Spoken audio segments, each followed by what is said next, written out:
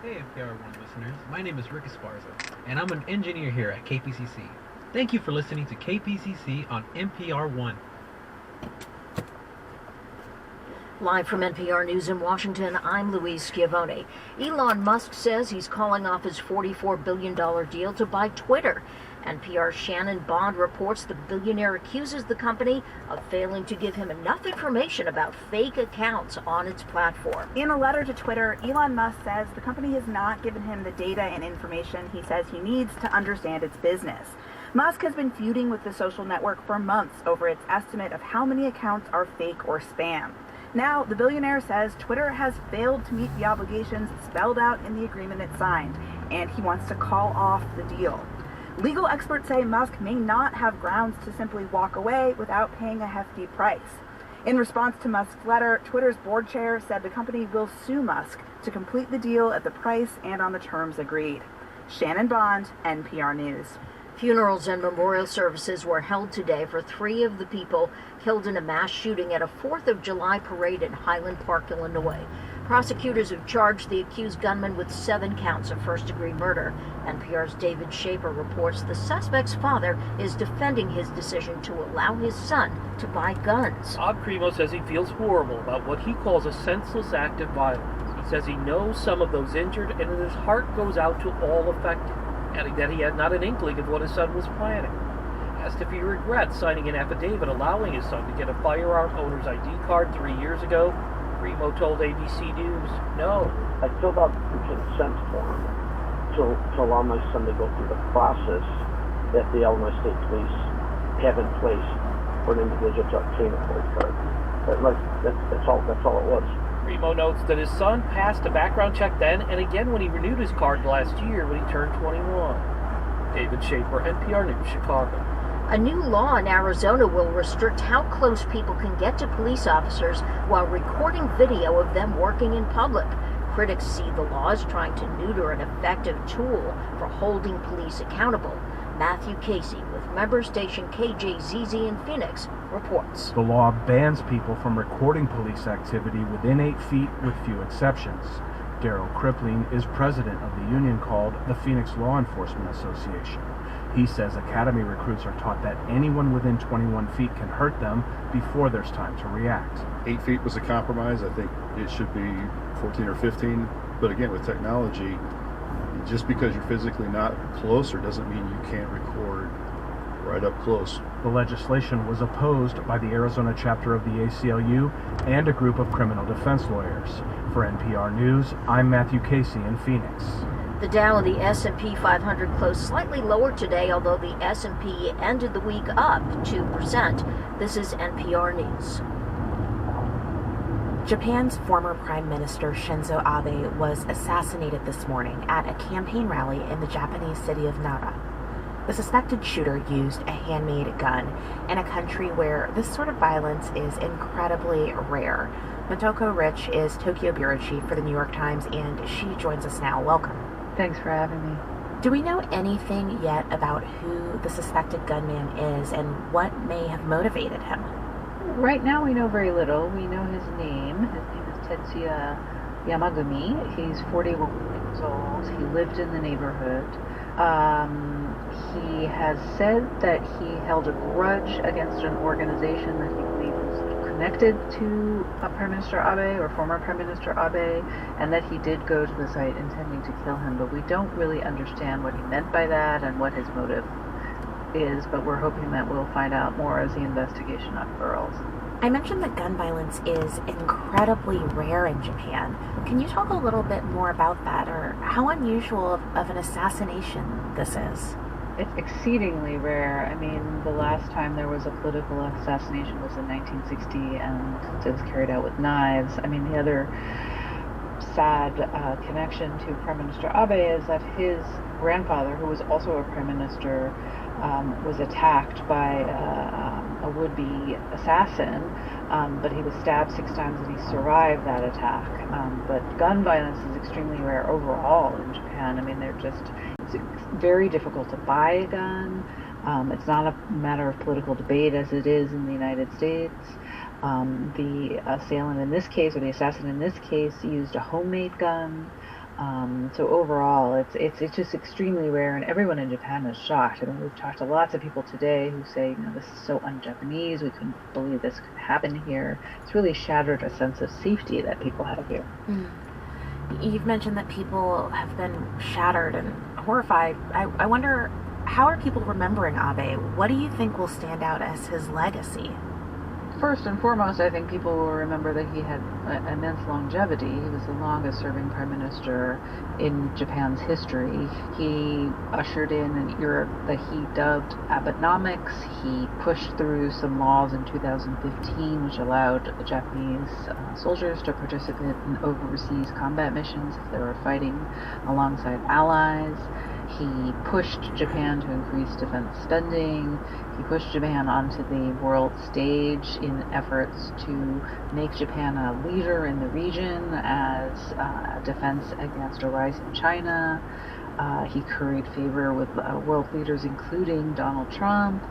But he also did not do what he set out to do, which was to revise the Constitution. The Constitution was written by American occupiers in the post-war era and has a pacifist clause in it, and he wanted to revise that, and he never managed to accomplish that.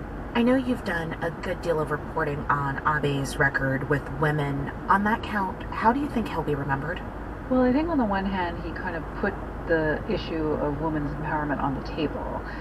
He coined the term, or he took up the term womanomics and talked about the importance of leveraging this sort of a massive labor pool among 50% of the country, well-educated people who could contribute to the economy, and he was right about that, and he often was very proud of having presided over a period in which Japan's labor force participation among women rose.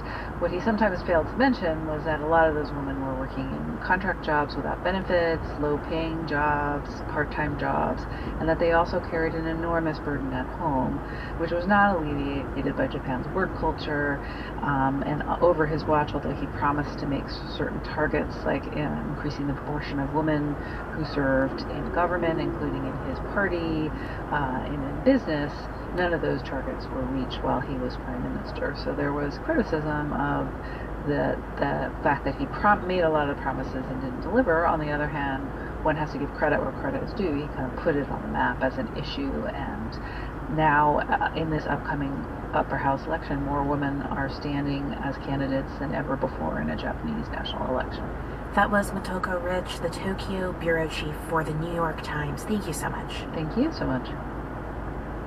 It's small, it's green, it's a crustacean, and now it's in whiskey. People are going to hear crab whiskey, and I venture to say 3/4 of them are going to go, blah, no, absolutely not. But then when you actually, if you can get them to taste it, they totally change their tune for the most part. Will Robinson is a product developer at Tamworth Distilling. He decided one way to tackle the invasive species, green crabs, was to try to bottle them. First, he distills the crab stock in a vacuum still. It looks like a crazy piece of laboratory equipment. It's taller, I'm 6'4", and it's taller than I am.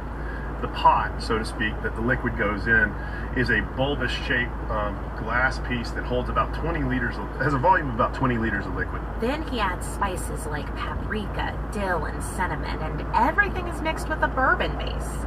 It takes about a pound of crabs to make each bottle of whiskey, but it's going to take a lot more to get the green crab population under control. Because there's so many of them. There's so many of them. They are probably one of the most successful invasive species that we have in North America, at least in the marine world. Dr. Gabriella Broad. She's a fisheries specialist at the University of New Hampshire. They can eat about 40 mussels a day, just one crab. And so you multiply that by a bazillion and you have no more clams, right? So even though crab whiskey alone can't fix the problem, Broad says she hopes it helps by raising awareness. And speaking of raising awareness, Juana, I understand that you get to have a taste of some of this green crab whiskey right there in the studio in DC. That is right. We're going to try it out. I'm going to smell it first. Okay, so there's a lot of spices going on here. I definitely smell the paprika they talked about. So does it actually taste like crab in any way?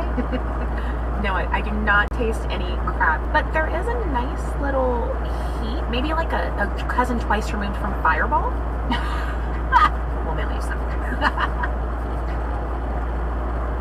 Border Patrol agents on horseback who confronted Haitian migrants in Del Rio, Texas last year used, quote, unnecessary force. That is the conclusion of a long-awaited investigation released today by U.S. Customs and Border Protection. 4 Border Patrol agents are facing possible discipline over the incident. And joining us now with more details is NPR's Joel Rose, who covers immigration. Hi, Joel. Hi, Elsa. Okay, so I remember these images where we saw, like, Border Patrol agents on horseback chasing Haitian migrants. It sparked all kinds of outrage last year. Can you just remind us what was happening at the time? Sure. This was back in September of last year. Tens of thousands of migrants, mostly from Haiti, arrived very quickly in Del Rio, Texas, crowded into an enormous makeshift camp under an international bridge there. That's when Border Patrol agents on horseback were photographed chasing migrants who were trying to return to this camp after buying supplies on the Mexican side of the river. And to many, it looked like the agents were using whips on the migrants, though current and former immigration officials say those were, in fact, the horses' reins. Administration officials promised an investigation would be completed within, quote, days, not weeks. Well, it's been almost 9 months since then. What did this investigation find? First off, it found no evidence that the agents struck, intentionally or otherwise, any migrant with their reins. The report says this was a chaotic situation and that there were problems with command and control that led to this, quote, unnecessary use of force. Investigators say the Horse Patrol unit was carrying out an operation at the request of the Texas Department of Public Safety, trying to push these migrants back towards the Rio Grande River, which was at odds with the objectives of Border Patrol leaders who wanted the migrants to come back to the camp with food and water. But that said, the investigation does not totally exonerate these individual agents either. It accuses one agent in particular of using language denigrating a migrant's national origin and also getting too close to a migrant child with his horse. Here's CBP Commissioner Chris Magnus at a press conference today. There is no justification for the actions of some of our personnel, including unprofessional and deeply offensive conduct. Magnus said that 4 Border Patrol agents in total will face possible discipline, but he declined to go into details because that part of the process is still playing out. Okay, so what's been the initial reaction to all of this? Well, the union representing Border Patrol officers has been saying for months that these agents did nothing wrong, but that investigators basically had no choice but to punish them for something because of the strong initial reaction from the White House. And President Biden called the images, quote, outrageous and said those people will pay. Supporters of Border Patrol are pointing out today that the U.S. Attorney declined to press any criminal charges, and they see this report as an attempt to justify, what they consider a hasty rush to judgment. Well, just to step back for a moment, Joel, we should say that this report is coming at a time when state leaders in Texas have been escalating their fight with the Biden administration over illegal immigration. And I'm just curious, did Chris Magnus at CBP have anything to say about that context? Yeah, he was asked about an executive order that was signed yesterday by Texas Governor Greg Abbott that directs state troopers and National Guardsmen to apprehend migrants who've crossed the border unlawfully and return them to ports of entry at the border. Normally, immigration is a federal matter, but Abbott says this is necessary because the Biden administration has failed to protect his state from a, quote, invasion. Immigrant advocates say it's ridiculous to compare migrants fleeing from poverty and violence to an invading army. And Chris Magnus says the administration is trying to build a safe immigration system, but when a state like Texas takes unilateral action, it makes it harder to do that. That is NPR's Joel Rose. Thanks so much, Joel. You're welcome.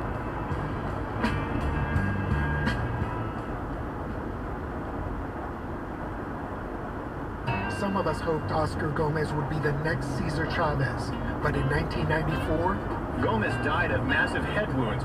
On Imperfect Paradise from LA Studios, what happened to Oscar Gomez? Wherever you get your podcasts.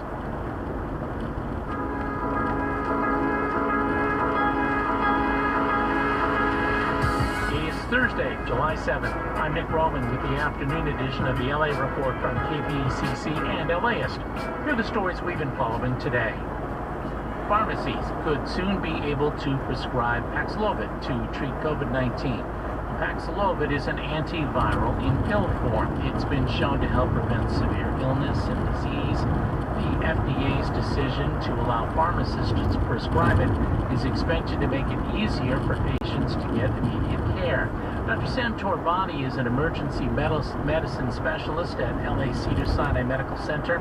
He says Paxlovid can reduce the rate of severe disease by up to 90% in high-risk patients as long as it's prescribed fast. Absolutely, having the pharmacies involved with this is key, because if patients can't get in to see their doctor because of access issues or lack of availability, we'll lose that short window. We only have 5 days from when symptoms start to initiate Paxlovid to make sure that it works. Dr. Sam Torbati at Cedars-Sinai Medical Center, one of the COVID-19 experts we feature on KPCC's Air Talk. Now to another notable health worry these days, although not as dangerous or as widespread as COVID-19, that's monkeypox. Riverside University Health System announced yesterday that the CDC had confirmed Riverside County's first case, a 60-year-old man who's being treated in an outpatient setting and not a hospital. LA County is now reporting 47 suspected or confirmed cases of monkeypox. There are also 117 cases statewide, about 600 across the country. Now, there is a vaccine, but not a lot of it in the U.S., and that's why Michael Weinstein with the LA-based AIDS Healthcare Foundation says it's time to pay more attention. We're not treating this seriously enough. You have to get a jump on something that is new. Although actually not so much new, but more widespread in the U.S. than usual. Monkeypox usually shows up in Africa, but sometimes outbreaks happen elsewhere, like now. Symptoms: fever, body aches, a rash with painful and distinctive lesions. Monkeypox is rarely fatal, and it's not easy to catch either. It spreads through close or prolonged contact with someone who's infected, or by touching clothing, bedding, or other contaminated items. LAX and Long Beach Airport are getting a healthy slice of $1 billion in grants doled out today by the feds as part of the bipartisan infrastructure bill. About $55 million is coming to LAX for upgrades to the entrance to its central terminal area, which is never any fun to park at. The Long Beach Airport will use its $10.6 million in federal money to fix terminal roadways and improve ramps and walkways for travelers in wheelchairs. The new state budget is now in effect. It includes $5 million toward what could be Southern California's first fully accredited tribal college. A story from KPCC College Pathways reporter Jill Replow. California Indian Nations College started offering classes in Palm Desert in the fall of 2018, first in conjunction with UC Riverside and currently with College of the Desert. Celeste Townsend is president of California Indian Nations College. She says the official funding is historic for a state that has some 110 federally recognized tribes, but just 3 tribal colleges, which have to offer accredited classes through other community colleges. Townsend says having a fully autonomous tribal college would allow access to state and federal funding and would help address historical wrongs against Native people. We need an action to continue to build our people up, to really put it out there where we came from, that we're still here, that we're stronger than ever, and that our people let them know it's okay and it's safe to go back to school. The college hopes to submit its application for accreditation by the end of this year. I'm Jill Replogle. We told you Tuesday that the Seattle Kraken had hired former Team Canada hockey player Jessica Campbell to be an assistant coach with its Coachella Valley Firebirds minor league team, the first woman to be a coach in the American Hockey League. Well, today the LA Kings brought on former Team Canada goalie Manon Rhéaume as a hockey operations and prospect advisor. The 50-year-old Rhéaume played goalie in preseason games with the guys for the Tampa Bay Lightning in 1992 and 93. She is the only woman to have played with men in a major pro sports league in North America. The NHL has nearly 100 women now working in front office positions. Thanks for listening to the LA Report. I'm Nick Roman. Join us next time for another LA Report.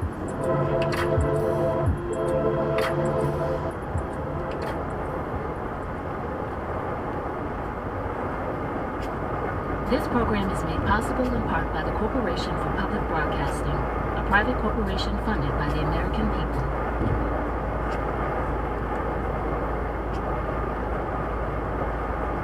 I was a Chicano student activist in the early 1990s, and like most college students who ran in those circles, I knew Oscar Gomez because he was a Chicano movement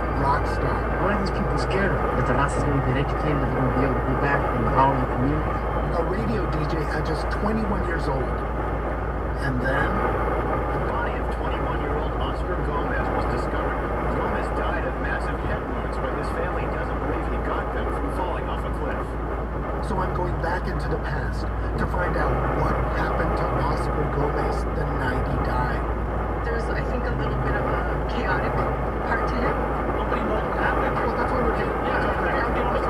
Just when you think of the notion of where the story may be going to jump tracks. From LA Studios, I'm Adolfo Guzman Lopez. Join me for this season of Imperfect Paradise, The Forgotten Revolutionary.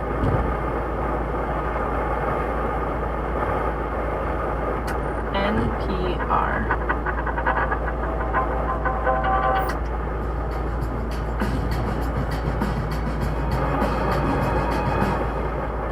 This is the Indicator from Planet Money. I'm Waylon Wong, and it is Jobs Friday. New employment numbers are out today, and the U.S. economy added 372,000 jobs in June, significantly more than expected. And the unemployment rate is 3.6%, holding steady from May. Now, in other months, this might be cause for the Jobs Friday air horn. But things don't feel so great in other parts of the economy. Inflation is still high, which is prompting the Federal Reserve to hike interest rates, which is raising fears that a recession could be on the way. It's an anxious time, especially for people who haven't been through an economic downturn as working adults. People like Jade Walters, who is 22 years old and graduated from Howard University last year. This is just so interesting for me as a new adult that this is all the things that I'm dealing with. And I'm confused too, and I'm still learning alongside everyone else. Jade is a Gen Z career coach. She shares advice with 29,000 followers on TikTok. Her generation is entering the workforce just as the recession talk is ramping up. And there's good reason for Jade and her peers to be worried.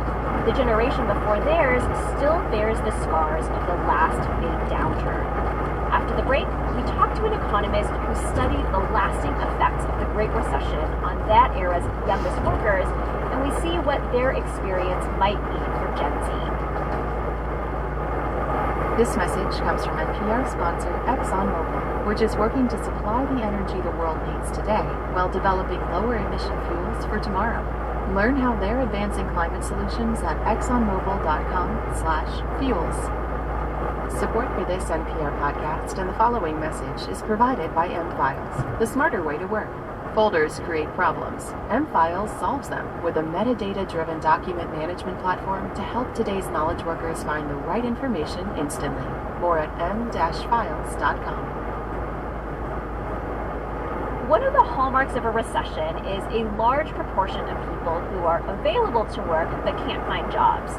During the Great Recession, just over a decade ago, the unemployment rate in the U.S. climbed all the way to 10%. I just saw the Great Recession as this really cataclysmic event in the labor market. Jesse Rothstein is a professor of policy and economics at the University of California, Berkeley. He says the Great Recession stood out for its long duration and slow recovery. These factors meant that young people in particular were still in bad shape even years after the recession officially ended. There's actually a term that describes longer-lasting economic damage, scarring effects. Jesse has studied the Great Recession's scarring effects on people who entered the workforce during the downturn. It was a bigger deal than the other recent recessions in a way that we didn't fully understand. You're carrying around these scars from having entered in a bad time that maybe affected how much you learned in your first job, maybe affected your ability to get a foot on the career ladder, but one way or another are affecting your ability to get a good job even once the economy has recovered. It's such a visceral term. I think it is. Economists aren't always that good at that, but I think they do a good job of capturing what we're after. Jesse focused on college graduates entering the labor market, and he wanted to look not just at young people who were trying to get jobs during the thick of the Great Recession, but also those who were jumping in while the economy was recovering in the 2010s. Jesse looked at two broad measures of the labor market: wages and the employment rate. When it came to wages, the data showed that, as you might expect, people entering the labor market during the recession made less than previous cohorts, but then wages recovered. It was the second measure, the employment rate for new graduates entering the job market, that showed an alarming pattern. There did seem to be people who started later who just never seemed to break into the labor market. It seems like it was harder than it was prior to the Great Recession. Bottom line, it was more difficult for newcomers to get jobs, even though the economy had been in recovery mode for several years. I think one way to make sense of that is that there was a big queue of people who finished school during the Great Recession, during the years when the unemployment rate was just taking a really long time to recover. And they were all waiting to get into the labor market. They had maybe built up a little bit of experience, then the labor market starts to recover, do start to be jobs. But now employers can choose between the new graduate or somebody with several years of experience who's willing to take an entry-level job. Jesse says once this dynamic gets established, where new graduates are losing entry-level jobs to older or more experienced workers, it becomes increasingly hard for those young workers to start their careers. And when they do get going, they're starting from behind. It's really hard to shake this recession hangover. Those younger workers will soon be the older workers. And if they are continuing to kind of carry the scars of a really historically bad labor market when they entered, that's going to make us poorer for decades to come. Jade Walters, our Gen Z career coach from earlier, she landed her first job out of college last year. She works in advertising at a tech company. Her degree is actually in health education, but she had decided close to graduation that she wanted to pursue a different career entirely. I felt really lucky as just being someone in Gen Z where I can just change my career as much as I want and use this time now to figure out what I want to do, because I always hear a lot about sometimes some people, they'll be in a field from like straight out of college and then they realize like 10 years later that this isn't what they wanted to do. Jade's advertising job is her 9 to 5, and then her 5 to 9, as she calls it, is the 9th semester. That's her Gen Z career coaching brand. One of her most popular tips is submit your application on a Sunday so that it'll be at the top of the pile on Monday morning. Another tip, when hiring managers ask at the end of interviews, so do you have any questions for me? Ask things like, what is a typical day? Or what does your company do to help employees on their growth journeys? For Gen Z, one thing I really love about us is that when we don't feel welcomed in a space where we feel like we're not growing, we leave. Like, we do not care. We will job hunt. We will find a place where we feel appreciated. Like, another big thing I realized once I started working, I'm like, oh my gosh, I must be working for like 40 years. This is a large chunk of my life. I want to be somewhere where I'm happy. That this current economic moment is where the ambition of Jade's generation could really clash with the harsh realities of what economists like Jesse Rothstein are already seeing. I don't think people feel like I'm graduating the best of all possible worlds. You know, the COVID period was a roller coaster. Blame people for being scared. A few months of a very low unemployment rate doesn't make it feel like it's a super secure world out there right now. Gen Z's formative young adult years were ones of relative prosperity, an era where it was possible to job hunt and go in search of more fulfilling work experiences. That period might be drawing to an end, replaced by one where jobs get a lot scarcer. Jesse worries that if the economy does head into a recession and unemployment climbs to something like 9%, that's where today's youngest workers will face the same kind of long-term damage as their predecessors.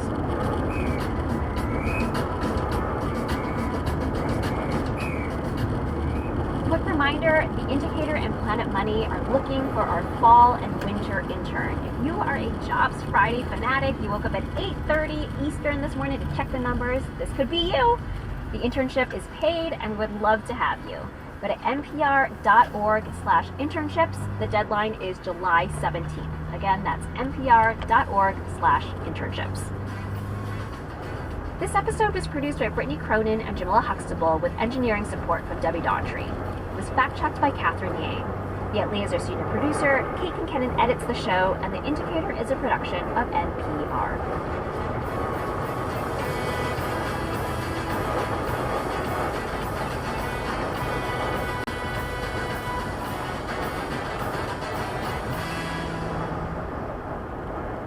Support for this program comes from ESPN Daily Podcast. When you skim sports news, you might wonder, is there more to this story? The answer is yes. That's why there's ESPN Daily, telling the most gripping stories in sports. ESPN Daily. Listen wherever you get podcasts.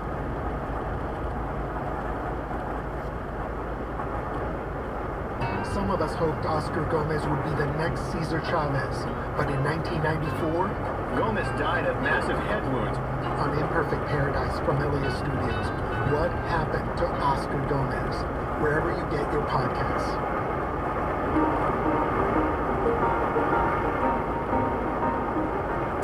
Good morning, it's Thursday, July 7th. I'm Suzanne Watley, and you're listening to the LA Report from KPCC and LAist.com. Here's what's happening.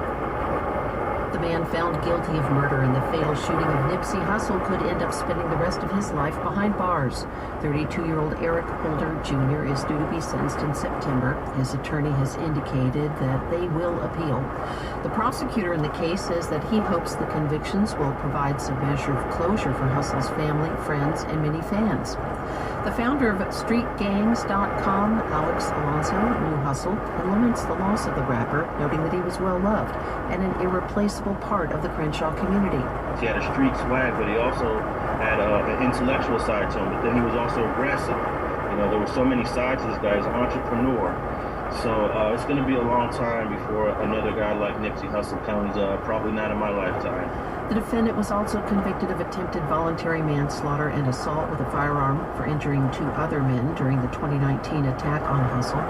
Holder's attorney argued that his client shot Hussle in the heat of passion after the rapper accused him of snitching, but jurors agreed with the prosecutor, who insisted the killing was committed with premeditation and deliberation. A rapper who put out a music video boasting about getting rich by fraudulently obtaining pandemic unemployment benefits has agreed to plead guilty to doing just that. Federal prosecutors in LA say 33-year-old Fontrell Baines, who's known as Snoop Bizzle, has admitted in a plea deal that dozens of fake claims were filed to get more than $1 million worth of preloaded debit cards from the California Employment Development Department. Baines has also agreed to plead guilty to a federal firearms charge and could end up facing decades in prison when sentenced. LA police have arrested a man on suspicion of kidnapping a 13-year-old boy in Panorama City. Deputy Chief Ellen Hamilton says that the boy was riding his bike yesterday morning near the intersection of Van Nuys Boulevard and Tupper Street when a man driving a dark gray Toyota pickup hit him. Hamilton says the man got out of the truck, showed the boy a badge, identified himself as a police officer, and made him get into his truck. A very observant witness saw what occurred and started to follow the suspect, and he relayed that information and called 911. Our mission area patrol officers were able to locate the vehicle, rescue the victim, and take the suspect into custody. The child was checked out at a hospital because he did sustain minor injuries in that collision and is now back with his family. The U.S. Department of Education has proposed some new rules for student loans. They aim to make more people eligible for loan forgiveness and make the loan forgiveness process easier to navigate. Students who were defrauded by a for-profit college are among those who might find some relief. Also included, students whose colleges suddenly closed and people who have a disability that makes it hard to work. The Biden administration also wants to expand what kind of public service work is eligible for loan forgiveness, such as AmeriCorps and the Peace Corps. The biggest move is pertaining to interest capitalization. That's when unpaid interest on a loan is lumped into the original balance and then interest is recalculated on that new larger amount. That can cause balances to skyrocket. The new rules would scale back that process. Jay Fleischman is a consumer protection attorney who represents student loan borrowers. These regulations represent an evolution in the federal student loan system, and I think that they go a long way in helping to relieve some of the financial distress felt by millions of student loan borrowers. The proposed rules will soon be open for public comment. The Education Department wants the rules finalized by November so that they will go into effect by next summer. The number of COVID-positive patients in Los Angeles County hospitals is now well beyond 900. The number is more than 4 times higher than it was 3 months ago. The increase pushes the county closer to the high level on the CDC's COVID community level track. tracker, even though many of those patients were admitted for other health issues and just happened to test positive for COVID-19. If the county hits high and stays there for 2 straight weeks, indoor masking will become mandatory again. For now, masking is strongly recommended. Pharmacists can now prescribe Paxlovid to treat COVID. The FDA's decision is expected to make it easier for eligible patients to get the treatment, which has been shown to prevent severe illness if taken within 5 days of the start of symptoms.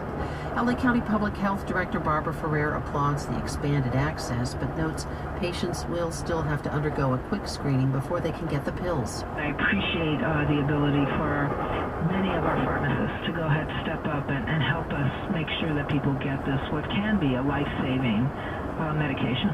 Biden administration officials have expressed frustration that hundreds of people a day in the U.S. continue to die of COVID, especially despite the availability of vaccines and treatments.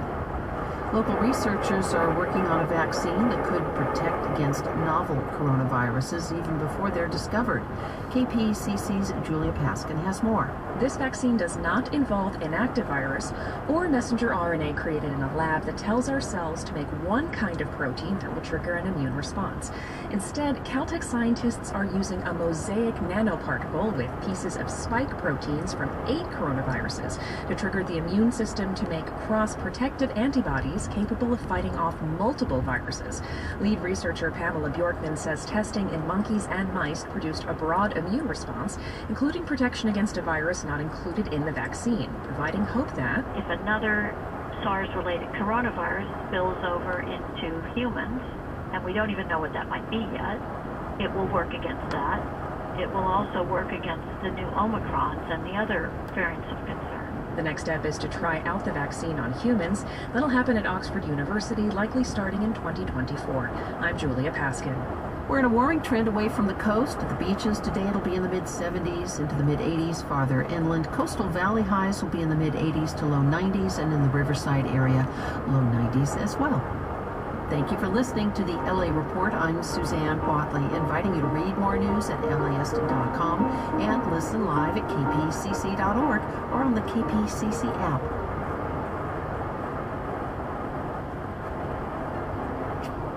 This program is made possible in part by the Corporation for Public Broadcasting, a private corporation funded by the American people.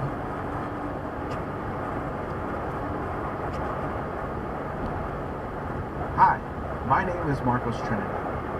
If you were to bump into me outside, you'd see a brown, bald-headed, bearded dude, binoculars around my neck. So you knew that? I might be standing in my garden or at a taco truck, but whatever I'm doing, I'm watching. Okay, so right over here at the top of that pole is the smallest falcon in North America. I work in conservation, and on an average day I'm outside leading birdwatch, restoring California habitat, and connecting as many people as I can with the natural world. But I didn't grow up in a place that most people would consider nature. It wasn't Joshua Tree or Yosemite. I grew up in Los Angeles, where my familia has lived for generations.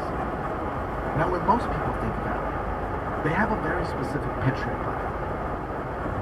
6-lane highways, long commutes, smog, noise, and a ton of concrete. But once you know where to look, there's a whole other world out there. We have nesting owls up in palms and over 500 species of birds. There are possums, alligator lizards, California thrashers, and even a mountain lion. And it's not just here, it's across the country. People are living with wildlife in rich urban ecosystems. I was actually at a Chargers tailgate party, and I'm like, oh, I don't have my insect net. Growing up going to Dodger games and observing bats flying over night games, attracted to stadium lights. And I had a beer in one hand, and I pulled one out of the air in the other hand. So enjoy the day and enjoy the fact that you are releasing something that was extinct for 11 years. From LA Studios, this is Human Nature, hosted by me, Marcos Trinity. Every week, we'll rethink what it means to really live in a city. And we'll inspire you to go out and explore the nature in your neighborhood. Because connecting with nature isn't just good for our physical and mental health, it's how we find our place in the world. Human Nature, coming to you on Earth Day, April 22nd, wherever you go.